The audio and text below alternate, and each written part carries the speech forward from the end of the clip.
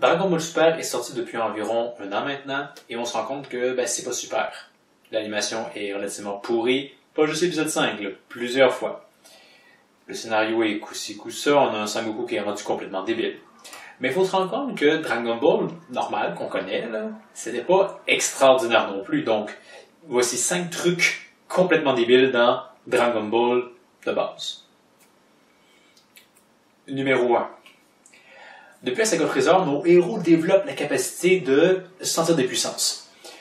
Ils faisaient un peu avant, mais c'est vraiment là que ça devient plus précis comme pouvoir. Ils peuvent situer une personne à l'aide de sa puissance, ils peuvent évaluer la puissance de la personne. Ainsi, Krillin peut savoir, il y a Freezer, il est là-bas, environ très loin, et il est vraiment plus fort que moi. Or, c'est un pouvoir qui, dans Dragon Ball, revient, les héros ne l'ont plus. Même l'exemple. Freezer, on sait, n'est pas capable de dissimuler sa force, ou de vraiment manipuler sa force tant que ça. Il n'en est pas capable, il n'est pas capable de ressentir l'énergie. Or, Freezer, à un moment donné, il reçoit le Gengitama de Sangoku. Tout le monde le croit mort, mais Freezer n'est pas mort. Il faut que Krillin le voie de ses yeux pour faire « Ah ben Freezer, il est vivant !» Mais pourtant, Freezer est un être qui est très très puissant. Sa puissance ne devrait pas être facile à dissimuler, d'autant plus qu'il n'est pas capable de le faire. Donc ça n'a aucun sens. Nos héros ont dû juste faire comme « Mais mon Dieu, je sens Freezer, l'attaque ne l'a pas tué !» Et ça arrive fréquemment dans l'anime. Dans l'anime ou même le manga, on a Cell dans sa deuxième forme qui, face à Vegeta, dit « Ah, je vais augmenter ma puissance, tu vas voir Vegeta, tu ne seras pas de taille !» Et il le fait. Or, on a Trunks qui fait comme clairement « Ben non, tu n'es toujours pas assez fort pour vaincre mon père. Je le sens. » Mais Cell, lui, ne le sent pas. C'est pas comme si Vegeta se retenait. Là. Pourquoi il ne le sent pas? Ça n'a pas de sens. Et ça aussi, on le voit un peu dans la saga Boo, par exemple, Boo qui, face à Super Vegeto, et Boo peut maintenant sentir les puissances. On le sait, mais il ne se rend pas compte que Vegeto est vraiment plus fort que moi. Alors que, justement, Boo, on se souvient quand il se battait, quand il a senti la puissance de Sangohan, il s'est rendu compte, mon Dieu, cette puissance, elle est plus grande que la mienne, il faut que je trouve une stratégie pour réussir à m'en sortir. Alors que là, tout cet aspect-là, il a disparu complètement. On dirait que Boo n'est plus capable de ressentir les puissances. Donc, ça, c'est un aspect qui est un peu débile dans Dragon Ball, c'est le fait que nos héros, ils repèrent les énergies, des fois, ils ne le font pas, ça sert un peu à rien. Il y a le bon vieux classique de « Oh, attaque sur le méchant, explosion, oh, est-ce que je l'ai eu? Est-ce que ça l'a touché? » Tu peux le sentir. Tu peux littéralement sentir si sa puissance a baissé ou pas. Deuxième point un peu débile, c'est Dragon Ball, c'est quand même un manga qui s'étale sur une longue période de temps d'une certaine façon. Donc, on s'entend tous que Dragon Ball et sa partie Dragon Ball Z, même si dans le manga c'est la même chose, c'est très différent. Dans Dragon Ball Z, lors de la saga Cell, on les introduit Satan. Et à travers lui, on voit à quel point le monde a bizarrement changé dans Dragon Ball. Dans le sens où Satan s'est maintenant rendu la référence pour les humains normaux en termes de puissance. Or, Satan, on s'entend, c'est un homme qui est probablement très fort, mais très faible par rapport à nos héros. Il n'est pas capable de sauter de 10 mètres en hauteur, clairement pas. Pas capable de faire la moindre projection énergétique, incapable de voler. Or, dans la saga Cell, mais surtout la saga Boo, il y a tout le fait que c'est surnaturel, c'est magique de pouvoir sauter aussi haut, de voler ou de lancer des rayons d'énergie. Or, dans la partie Dragon Ball, on se souvient qu'une des figures de proue connues universellement dans le monde, c'était Tortue Géniale. On sait que cet homme est très fort, qu'il peut sauter probablement très haut, et on sait qu'une de ses techniques, c'est le Kamehameha, une projection d'énergie. On le sait, ce n'est pas de la magie, on se dit juste, c'est une technique. Alors que là, on dirait que toute la population a complètement oublié ça. Elle est rendue complètement débile. Et d'autant plus que ça ne fonctionne pas que Satan soit considéré comme l'homme le plus fort au monde. On le sait qu'il y a plein d'hommes qui sont plus puissants que lui. Momiman est probablement plus puissant que lui. Nam est probablement plus fort que lui. Gilan, le gros dragon, est probablement plus fort que lui.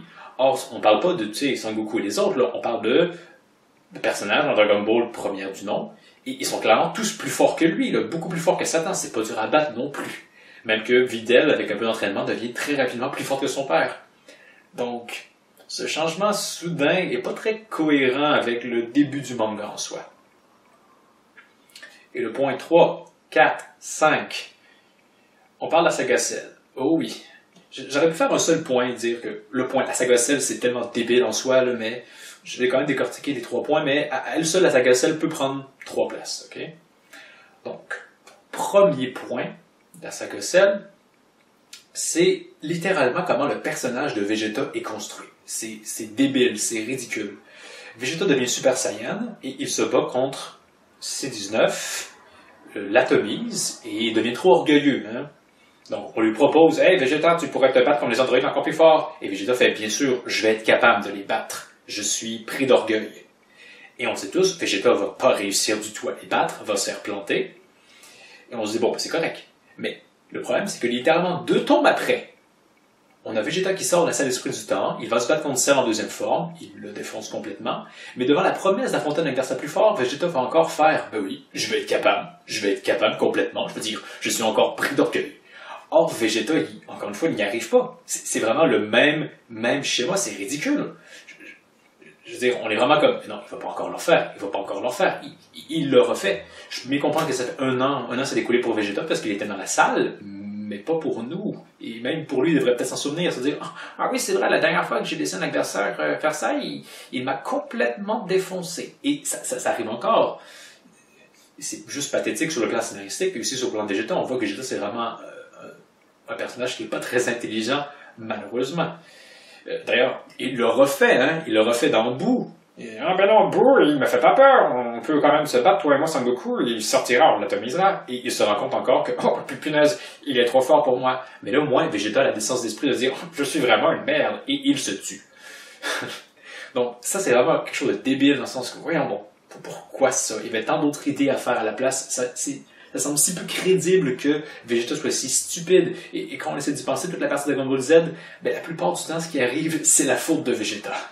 Et ça, c'est un peu triste, là, en fait, surtout pour les fans. Je sais même pas pourquoi les fans de Vegeta, je veux dire, oui, il a un peu la classe, mais très rapidement, il va agir tellement stupidement qu'il la perd complètement. 4e point, c'est la salle de l'esprit du temps. Dans la saga Cell, on nous introduit à cette salle-là, qui est super pratique, hein? Une journée sur Terre équivaut 1 an dans la salle. Mais pourquoi on voit ça que maintenant? Vraiment? Pourquoi ce n'est que maintenant que c'est introduit? C'est super trop pratique et ça ne fait aucun sens. Piccolo est au courant de cette salle-là, d'autant plus que quand il absorbe le plus puissant, il est encore plus au courant.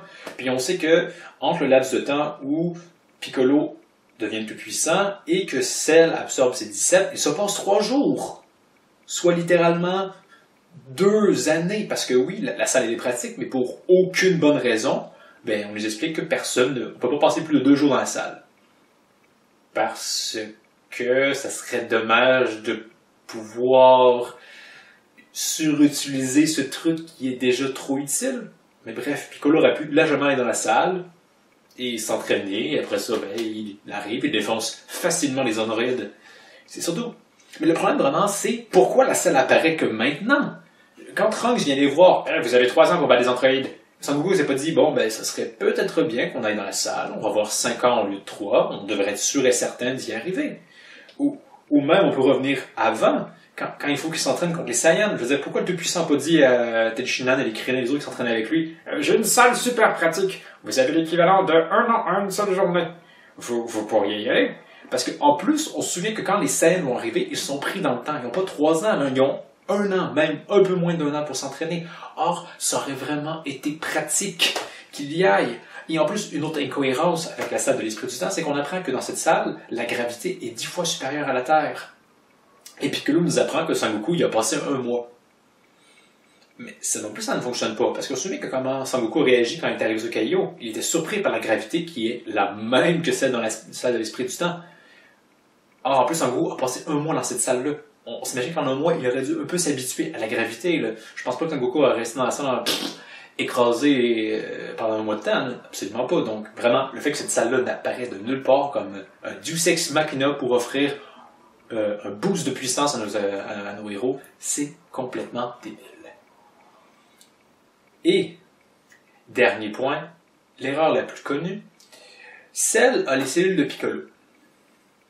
Il se bat contre Sangoku. Sangoku utilise le déplacement instantané combiné avec un Kamehameha pleine puissance. Le résultat, c'est que ça détruit complètement la partie supérieure de Cell. Or, les jambes de Cell se relèvent et il se régénère. Et le problème là-dedans, c'est que littéralement un tome et demi plus tard, ou deux, peu importe, Cell se fait exploser, et on apprend qu'il peut se régénérer tant aussi longtemps que son cerveau n'est pas touché. Or, Sangoku a atomisé son cerveau un tome avant. Donc ça ne fonctionne pas. Cell aurait dû se faire tuer par Sangoku, tout simplement. Et d'autant plus que même quand Cell se fait exploser, on s'entend que c'est complètement débile que son cerveau n'ait pas été touché. Cell gonfle, donc on sait que l'explosion vient de son ventre. Donc le rayon de l'explosion est autour de son ventre. Ça inclut la tête qui devrait être complètement explosée, notamment un cerveau. Je veux dire, un cerveau, ça n'a pas de muscles. Donc le fait que Cell survive à ça, à sa propre explosion, n'est pas censé, mais le pire vraiment, c'est que Sangoku aurait littéralement dû gagner. Et encore une fois, on parle pas de quelque chose qui, vous savez, il y a 10 ans, on a dit quelque chose, et 10 ans plus tard, oh, incohérence par rapport à ça. On se dirait, bon, mais il y a un certain laps de temps, on peut comprendre. Littéralement, c'est dans le même arc, à environ un tome de différence. Ça montre peut-être que Toriyama écrivait vraiment au fur et à mesure. Yeah. Donc ça, c'était 5 trucs débiles dans Dragon Ball. C'est sûr qu'on pourrait en trouver d'autres. Et je ne suis pas en train de dire que Dragon Ball c'est un mauvais manga. Simplement que ce n'est pas un manga parfait. Et forcément, on ne peut pas s'attendre à Dragon Ball Super d'être parfait non plus. Et bon, évidemment, il va être moins bon que le manga d'origine. Mais le manga d'origine n'est pas parfait non plus. Il contient plein de petits trucs comme ça, un peu vraiment débiles.